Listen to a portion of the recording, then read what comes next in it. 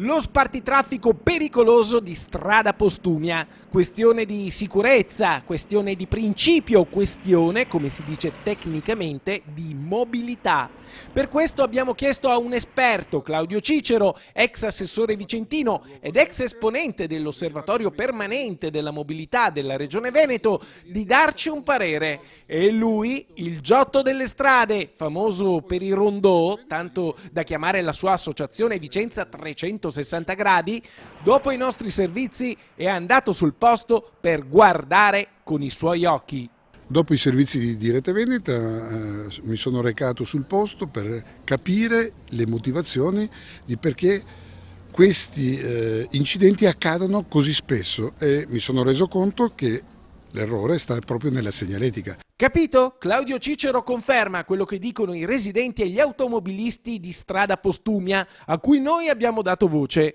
In questo spartitraffico, che genera tanti incidenti, c'è qualcosa che va cambiato, modificato, c'è qualcosa di sbagliato. C'è una segnaletica orizzontale sbagliata perché va in indirizzo verso lo spartitraffico senza creare quella giusta pendenza lato destro, cioè con la corsia centrale che si sposta gradualmente verso la destra per evitare l'ostacolo. Tutto chiaro? Beh, forse non proprio tutto, perché Claudio Cicero è un tecnico, mentre noi non siamo esperti, ma non c'è mica bisogno di una laurea per capire che questo spartitraffico così non funziona e che avevamo ragione noi.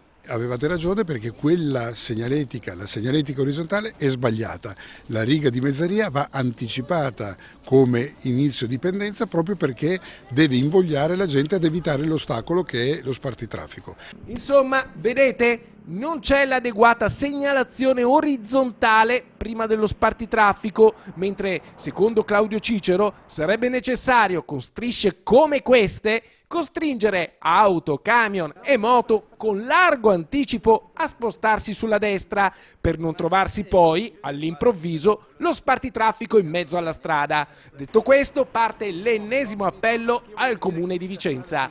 Chiedo al Comune di rifare immediatamente la segnaletica orizzontale, sia quella centrale che quella laterale.